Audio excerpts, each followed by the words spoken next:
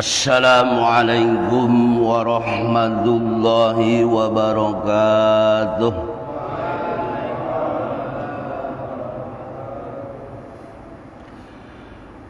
Alhamdulillahillazi akramana bil Qur'ani was sunnah. Ashhadu an la ilaha illallah wahdahu la syarika lah. Wa ashhadu anna Muhammadan abduhu wa rasuluhu la nabiyya ba'dah. Allahumma salli wa sallim wa barik ala sayyidina Muhammad ibn Abdullah wa ala alihi wa ashabihi wa walah. Wa la hawla wa la quwwata illa billah, amma ba'd. Subhanaka la ilma lana illa ma 'allamtana innaka antal alimul hakim. Yang saya hormati segenap jajaran pengurus DKM Masjid As-Salam Al-Jami' dan seluruh jamaah yang insyaallah kita semua sama-sama dimuliakan oleh Allah Subhanahu wa ta'ala. Bersyukur kepada Allah Subhanahu wa ta'ala, pada malam hari ini kita bisa hadir di majlis yang mulia ini dalam rangka thalabul ilmi. Mudah-mudahan kita semuanya mendapatkan ridha dan berkah dari Allah Subhanahu wa ta'ala. Salawat teriring salam semoga tercurah dan terlimpah kepada Nabi besar Muhammad sallallahu alaihi wasallam beserta keluarga dan para sahabat-sahabatnya. Marilah seperti biasa kita mengawali ta'lim kita dengan pembacaan Ummul Quran atau suratul Fatihah. Mudah-mudahan dengan karomah Fatihah ini Allah anugerahkan kita ilmu yang bermanfaat. Allah berikan kesehatan lahir dan batin. Allah anugerahkan rizki yang berkah dan berlimpah serta keturunan yang salih dan salihah. Semua urusan dunia dan akhirat kita diberikan mudah oleh Allah Subhanahu wa ta'ala. Puncaknya kita mohon kepada Allah, mudah-mudahan kita kelak diwafatkan dalam keadaan husnul khatimah. Dan kita doakan kepada saudara-saudara kita yang ada di Palestina, yang saat ini mereka sedang dalam menghadapi ujian yang sangat berat. Mudah-mudahan Allah berikan kekuatan, Allah berikan ketabahan, dan puncaknya Allah berikan kemenangan dalam perjuangan mereka. Ala hajihin niyah wa ala kulli niyatin salihah. Al-Fatihah. A'udzu billahi minasy syaithanir rajim. Bismillahirrahmanirrahim. Alhamdulillahi rabbil alamin arrahmanir rahim maliki yaumiddin. Iyyaka na'budu wa iyyaka nasta'in. Ihdinas siratal mustaqim. صراط الذين أنعمت عليهم غير المغضوب عليهم ولا الضالين.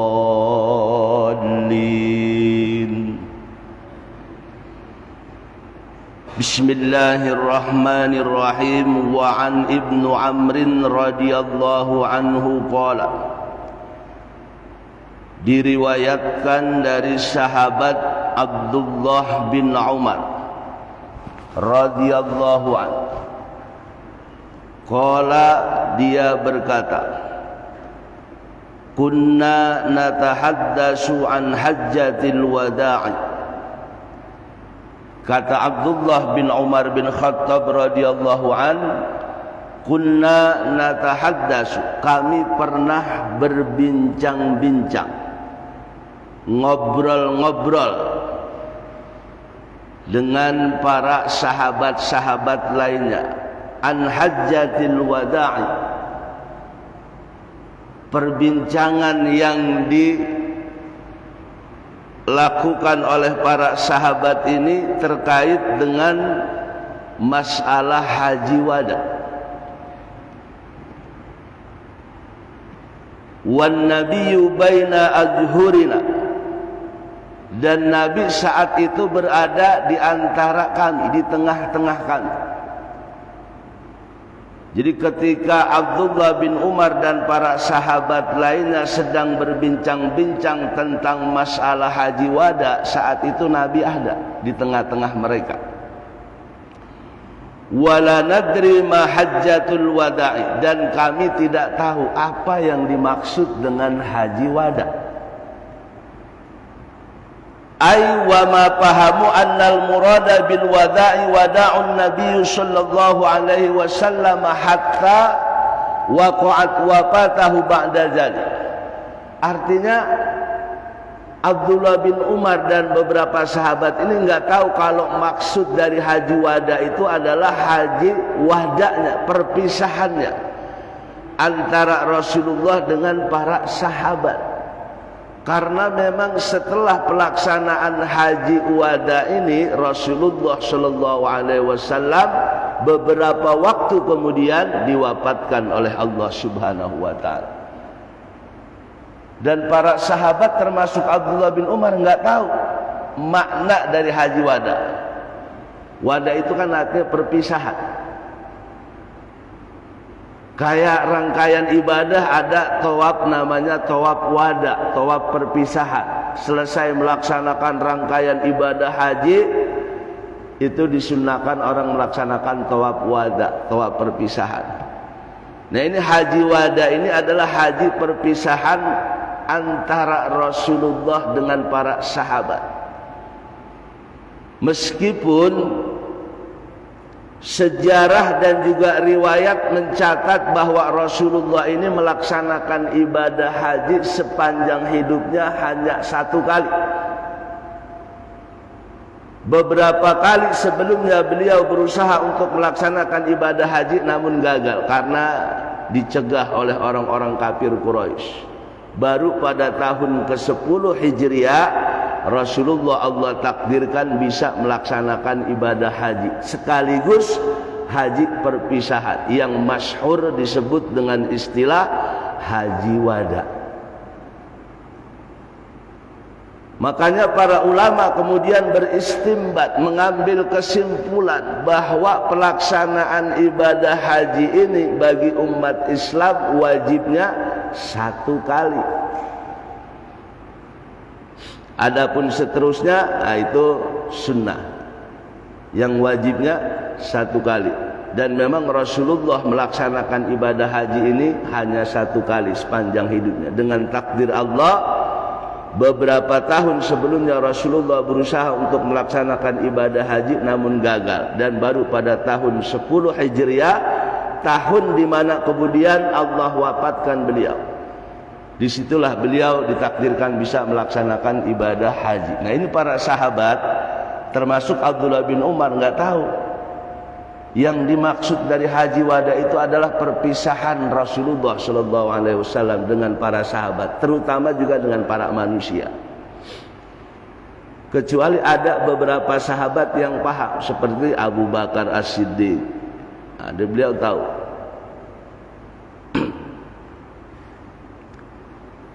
Hatta hamidallaha Rasulullah sallallahu alaihi wasallam wa asna alaihi,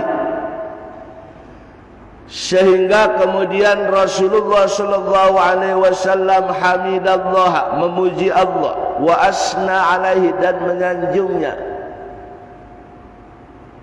Di tengah para sahabat sedang memperbincangkan tentang masalah haji wada, tiba-tiba Rasulullah berdiri untuk menyampaikan tausiah, yang kemudian Rasulullah mengawali tausiahnya dengan hamidallah, memuji Allah, wa athna alaihi, dan menyanjungnya. Yang ini kemudian menjadi satu hal yang patut dicontoh oleh umatnya,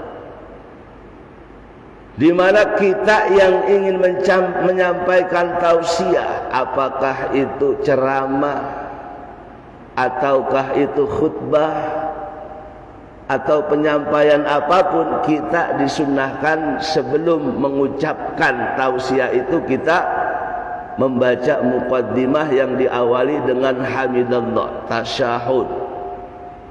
Bahkan kalau dalam rangkaian khutbah seperti khutbah Jumat ini menjadi rukun khutbah yang tidak boleh ditinggalkan, di mana kalau sang khatib meninggalkan rukun ini, memuji Allah, tasyahud, sholawat, wasiat, ini enggak sah Jumat. Jadi Rasulullah biasa menyampaikan tausiah dengan mengucapkan hamdalah wa asna alaihi, dan menyanjung. Summa jakaral masihad dajjal. Kemudian di tengah-tengah tausiahnya Rasulullah jakara masihad dajjal, menyebut tentang nama sosok al-masih ad-dajjal. Fa'atnaba fi zikrihi, dan Rasulullah membicarakan, menjelaskan secara panjang lebar tentang sosok yang namanya Al-Masih Ad-Dajjal. Al-Masih itu gelar penghapus, Ad-Dajjal ini artinya adalah pendusta, rajanya pendusta. Ada orang tukang bohong, dalam bahasa Arab disebutnya Al-Kadzdzab, sang pendusta. Tapi ini rajanya pendusta, namanya Ad-Dajjal.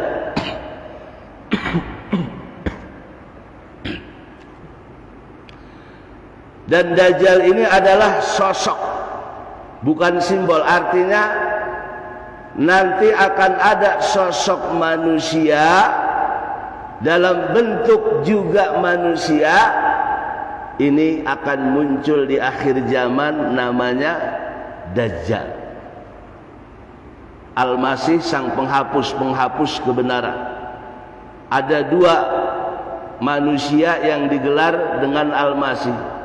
Yang pertama Nabi Isa alaihissalam, Isa Al-Masih atau Al-Masih ibnu Maryam.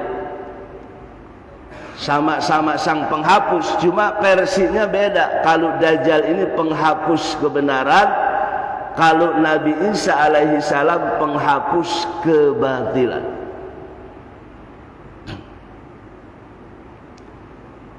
Waqala, kemudian Nabi bersabda, ma ba'asallahu min nabiyyin illa anjarahu ummatahu. Ma ba'asallahu, tidaklah Allah membangkitkan, mengutus, min nabiyyin, dari seorang nabi, illa anjarahu ummatahu, melainkan nabi itu akan mengingatkan kepada umatnya tentang sosok Dajjal, tentang bahayanya Dajjal. Anjarahu Nuhun wan nabiyuna min ba'dihi, telah memperingatkan Nabi Nuh kepada umatnya tentang Dajjal. Wan nabiyuna min ba'dihi, dan juga nabi-nabi setelahnya. Sosok Dajjal ini Allah keluarkan, Allah munculkan di akhir zaman, tepatnya pada zaman akhir kehidupan umat Nabi Muhammad sallallahu alaihi wasallam. Tapi sungguh pun demikian, ini masalah Dajjal ini sudah diceritakan, disampaikan oleh setiap nabi yang Allah utus ke muka bumi ini kepada semua umatnya tentang sosok Dajjal, dan juga sifat-sifatnya, ciri-ciri fisiknya dijelaskan oleh para nabi dari zaman Nabi Nuh wan nabiyuna min ba'dihi, dan nabi-nabi setelahnya.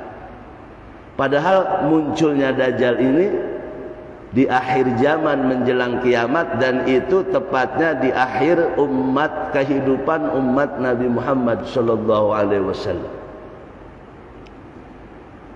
Pertanyaannya, kenapa para nabi-nabi sebelumnya dari zaman Nabi Nuh sampai zaman Nabi Isa, mereka semuanya menceritakan tentang Dajjal kepada umatnya, termasuk bahaya fitnahnya.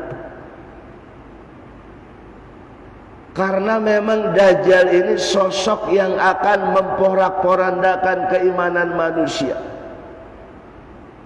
di mana Dajjal ini mampu membalikkan keyakinan manusia, pandangan manusia. Yang benar akan terlihat salah, dan yang salah akan terlihat benar.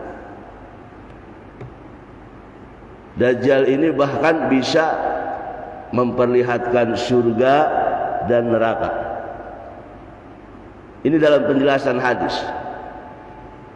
Jadi Dajjal bisa menampilkan surga dan juga neraka, bisa menurunkan hujan, bisa membuat tandus satu daerah dan bisa membuat subur daerah yang lain, bisa mematikan orang dan bisa menghidupkan kembali. Ini fitnah yang paling dahsyat di akhir zaman yang akan dialami oleh umat Nabi Muhammad sallallahu alaihi wasallam, dan ini sudah diterangkan oleh para nabi kepada para umatnya, saking takutnya mereka dengan bahaya fitnah Dajjal yang pasti itu akan muncul di akhir kehidupan umat Nabi Muhammad, dan ini bagian yang wajib kita imani. Kenapa? Karena ini yang nyampain Rasulullah.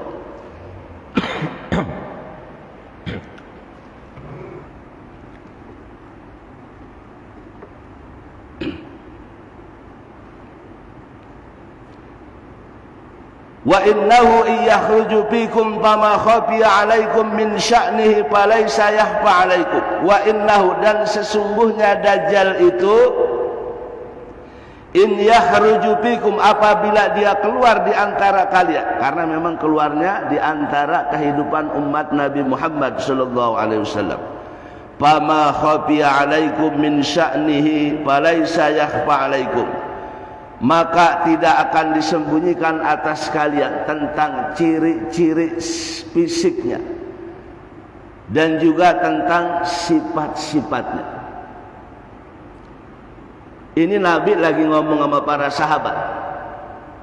Kalau seandainya Dajjal itu muncul di tengah-tengah kehidupan kalian, maka Dajjal ini bukan sesuatu yang tersembunyi buat kalian. Apakah itu ciri fisiknya atau sifat-sifatnya? Kenapa? Karena Nabi menjelaskan langsung kepada para sahabat.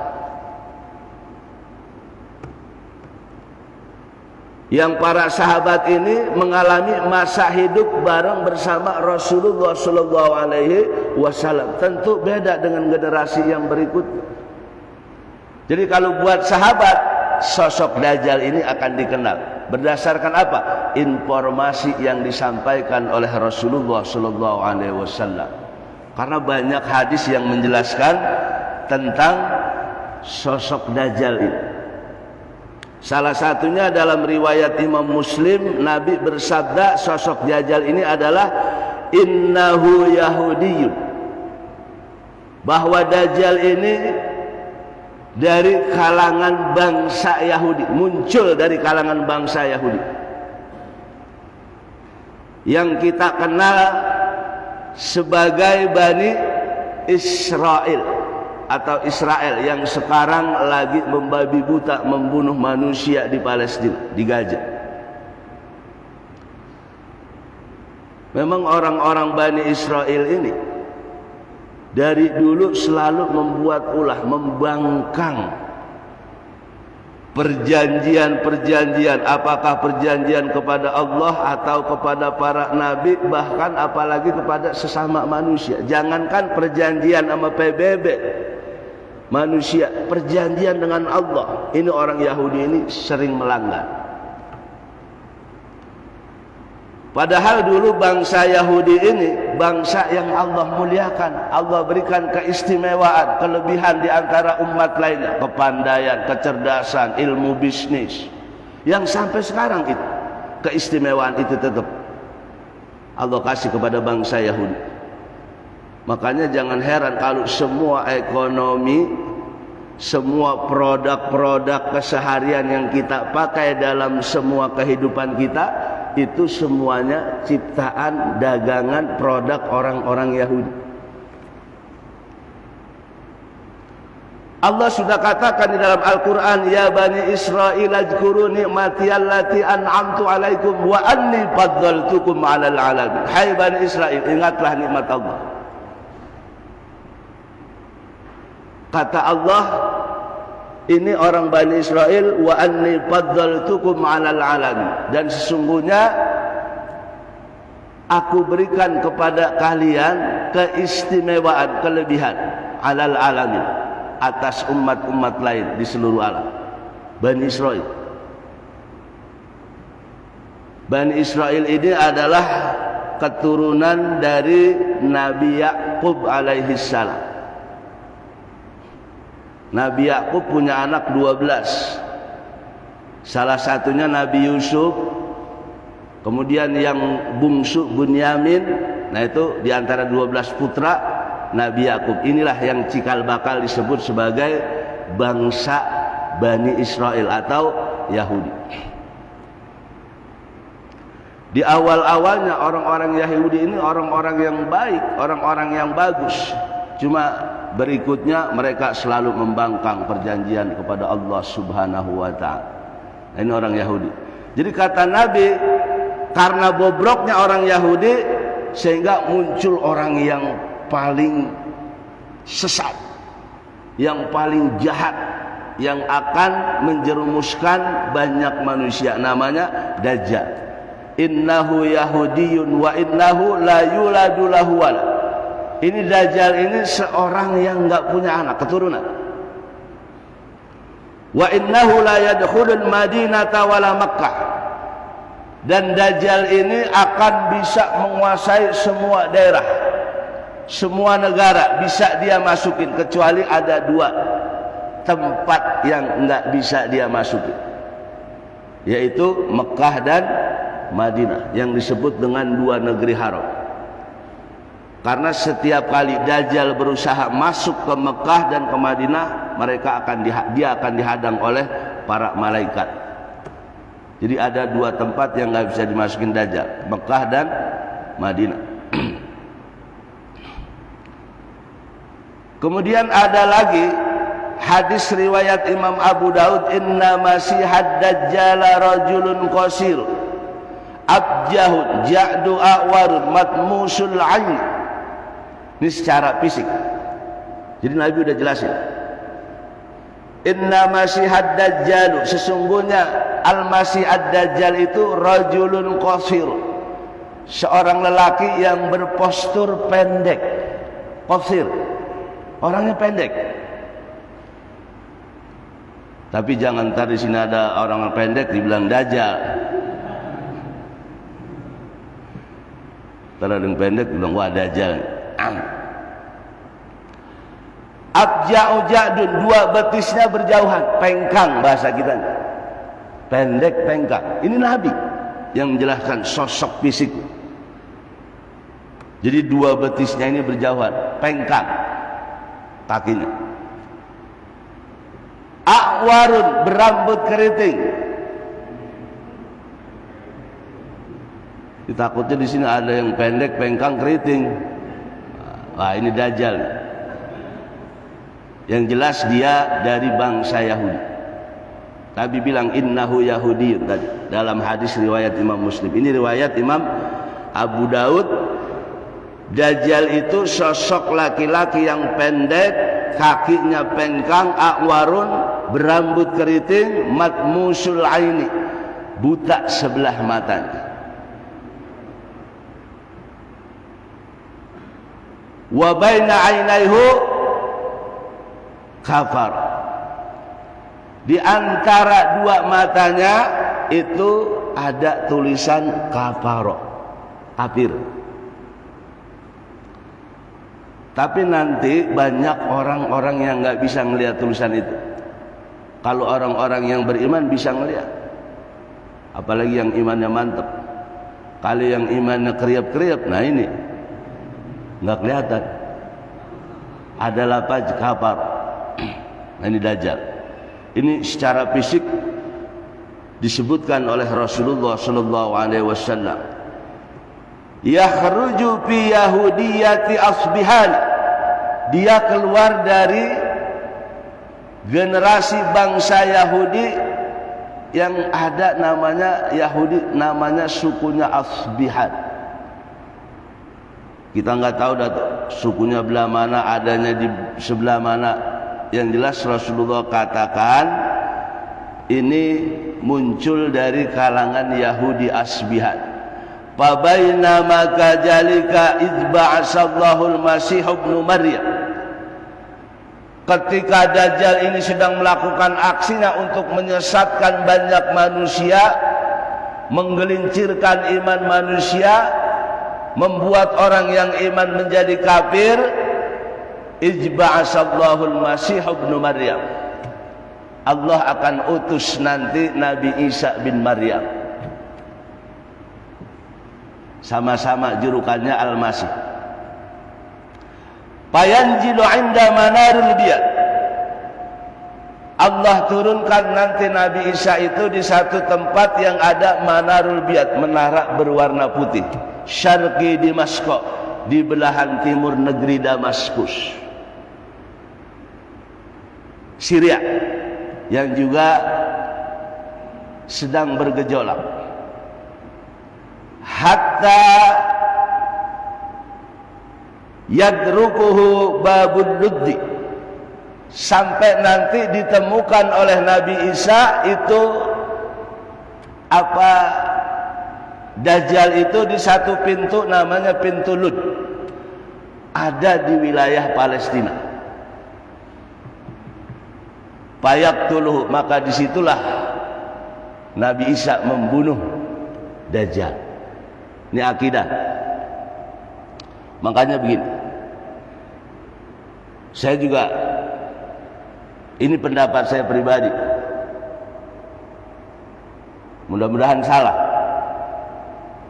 Boleh jadi rentetan peristiwa yang terjadi sekarang ini yang dilakukan oleh orang Yahudi Israel di Palestina merupakan rangkaian yang bisa saja bersambung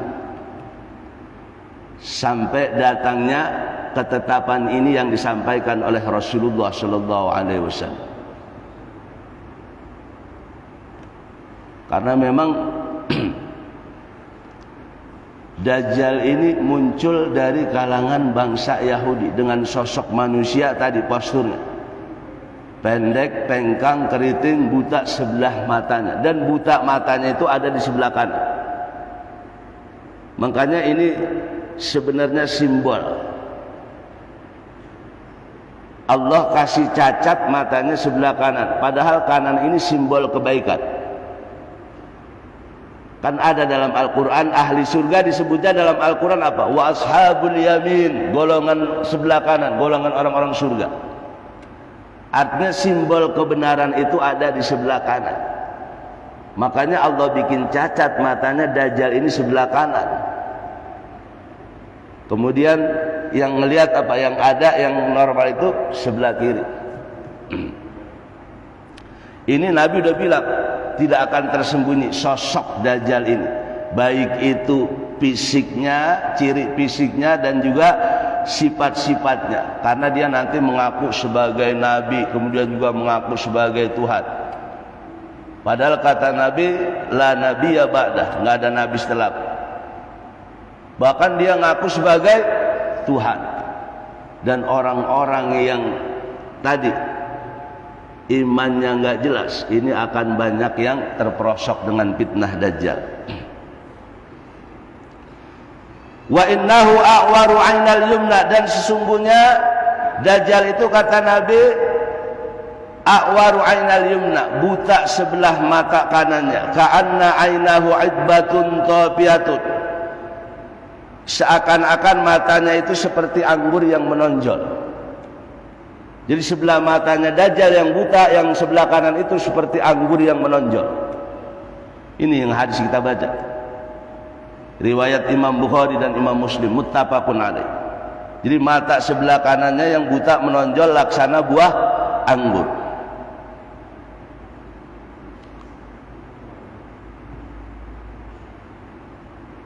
Wa anna Allah laisa bi'awarin, padahal Allah tidak buta sebelah matanya. Tuhan maksudnya. Karena dia ngaku sebagai Tuhan, Nabi bilang Allah itu enggak ada buta sebelah matanya. Nah, ini juga harus kita hati-hati mahamin kalimat ini. Artinya begini. Karena redaksi kalimatnya Allah itu enggak buta sebelah matanya, berarti kita logikanya begini, berarti Allah matanya normal dua-duanya. Kemudian kita menganggap bahwa Allah bermata dua seperti kita manusia. Nah, ini enggak boleh juga. Hati-hati akidah. Karena zat Allah ini, prinsip kita, akidah kita Ahlus Sunnah wal Jamaah, laisa kamislihi syai'un. Enggak ada yang menyerupakan satu pun. Dan Allah tidak mungkin menyerupakan makhluk. Laisa kamislihi syai'un. Ini zat Allah. Nabi cuma pengen ngeledek dengan bahasa ini. Bahasanya kalau kata orang Betawi begini, ilek Tuhan buta, ilek Tuhan picak sebelah, gitu maksudnya. Jadi kita jangan dalam menanggapi kalimat ini, Allah itu tidak buta sebelah matanya, berarti Allah dua-duanya melek, normal. Sehingga kita kemudian berkeyakinan Allah ini bermata dua seperti kita. Nggak boleh juga. Laisa kamislihi syai'un. Ala innallaha harrama alaikum dima'akum wa amwalakum. Kemudian Nabi meneruskan tausiahnya, ala ingatlah, innallaha, sesungguhnya Allah, harrama alaikum, telah mengharamkan atas kalian, dima'akum, darah-darah kalian, wa amwalakum, harta-harta kalian. Ini Nabi berpesan kepada sahabatnya, kepada umatnya termasuk kita. Karena ini pesan Nabi terakhir menjelang wafatnya. Dan memang kalau dikumpulkan tausiah Nabi ketika beliau melaksanakan haji wada, ini banyak sekali pesan yang kemudian dirangkum dalam hadis ini dengan redaksi yang berbeda-beda. Ada yang menjelaskan tentang menghormati orang tua, tentang menjaga sholat, tentang menghormati istri perempuan, tentang menjaga persaudaraan sesama muslim, dan banyak lagi. Ini pesan Nabi terakhir yang Nabi sampaikan pada saat pelaksanaan haji wada. Termasuk ini, Nabi bilang, innallaha harrama alaikum dima'akum, sesungguhnya Allah telah mengharamkan atas kalian darah-darah sesama kalian. Kita sesama umat Islam haram bermusuhan, apalagi berperang sampai menumpahkan darah. Man qatalan nasa, siapa yang membunuh satu manusia, ka'annahu qatalan nasa jami'a, seakan-akan dia membunuh manusia semuanya, apalagi ini sesama orang beriman. Wa amwalakum, dan juga harta-harta kalian. Enggak boleh kita sesama muslim mengambil harta secara batil dengan cara apapun, apakah dengan cara menipu, dengan cara bersumpah dan sebagainya. Ini pesan Rasulullah sallallahu alaihi wasallam. Intinya menjaga persatuan sesama muslim. Dan ini tentu juga berlaku buat kita, apalagi sekarang. Kita sekarang ini sedang berada di tahun-tahun politik.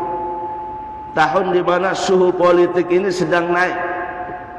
Sudah pasti antara kita ini menjelang pilpres, apakah pilcaleg, ada beda pilihan. Jadi jangan sampai perbedaan pilihan ini atau fanatisme kita yang berlebihan terhadap salah satu pilihan capres atau caleg kemudian menimbulkan permusuhan. Nabi sudah pesan kepada para sahabat, kahurmati yaumikum haja, seperti haramnya pada hari ini. Karena ini Nabi menyampaikan pada saat haji wada. Fi baladikum haja, di negeri kalian ini, yaitu negeri Mekah.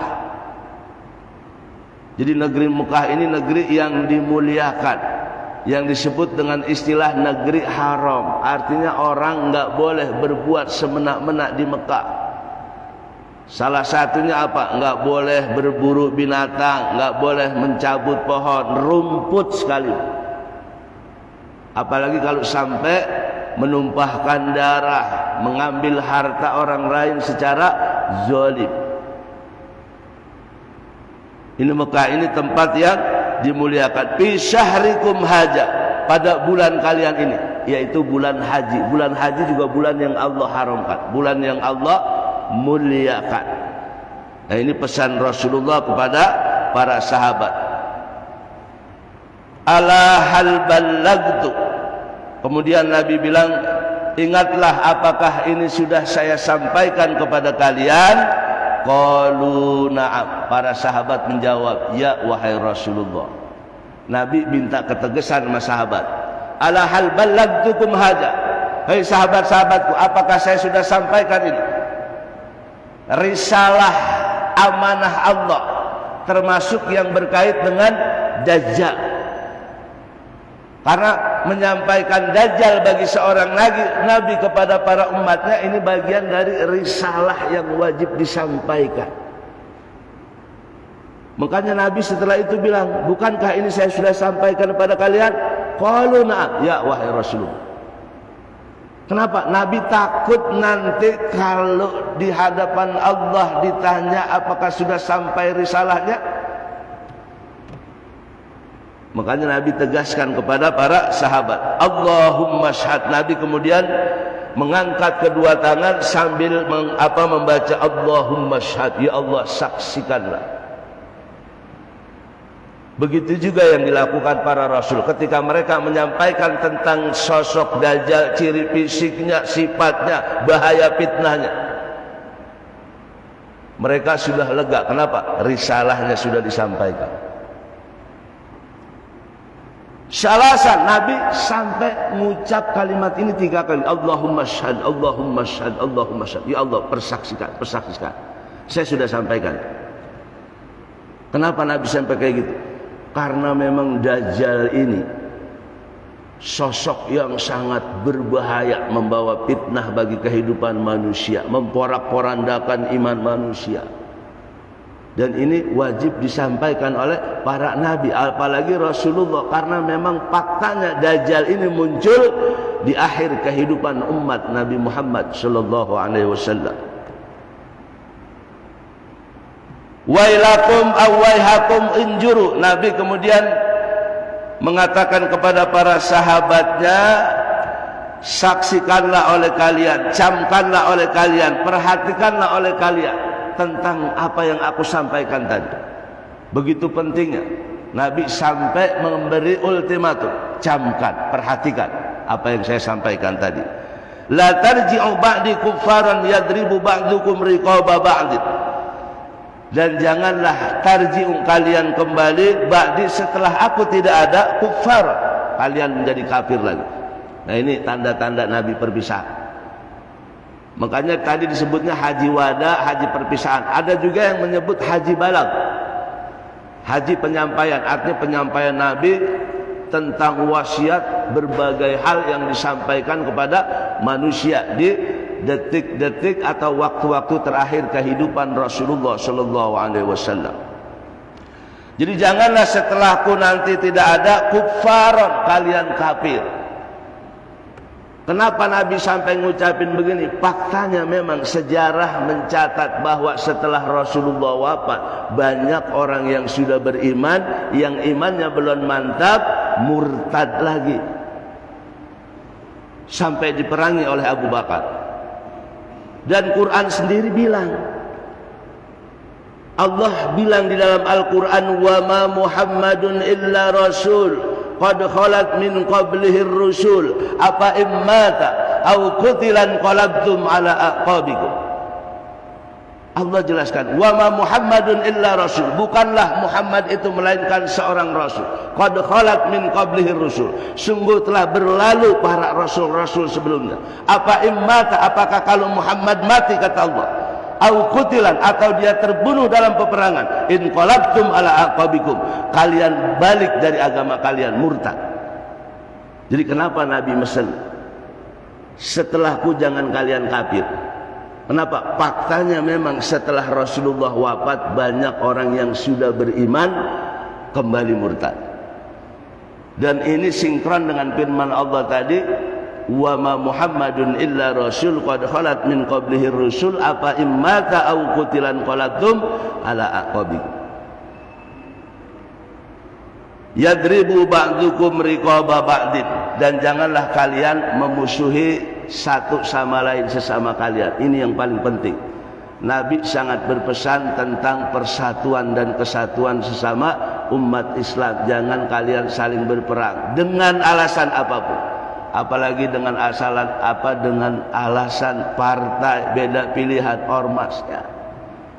Nabi sudah wanti-wanti, janganlah kalian berperang atau saling memerangi satu sama lain. Rawahul Bukhari wa Muslim. Hadis ini diriwayatkan oleh Imam Bukhari dan Imam Muslim. Al-Fatihah. A'udzu billahi minasy syaithanir rajim. Bismillahirrahmanirrahim. Alhamdulillahi rabbil alamin arrahmanir rahim maliki yaumiddin. Iyyaka na'budu wa iyyaka nasta'in. Ihdinas siratal mustaqim. Shiratal ladzina an'amta 'alaihim ghairil maghdubi 'alaihim waladdallin. Astaghfirullahal azim wa lakal hamdu ya ma'bud. Bismillahirrahmanirrahim.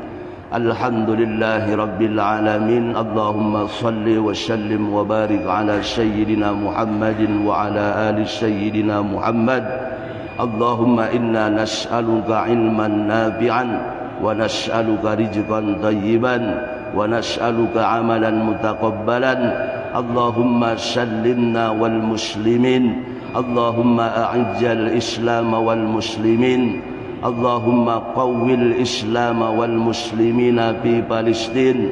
Allahumma ansuril islam wal muslimina fi Palestin, wansuril mujahidina fi Palestin, wansur man nasarad din. Rabbana atina fid dunya hasanah wa fil akhirati hasanatan wa qina adzaban nar. Wa sallallahu ala sayyidina Muhammadin wa ala alihi wa sahbihi wa sallam. Walhamdulillahi rabbil alamin. Wassalamu alaikum warahmatullahi wabarakatuh.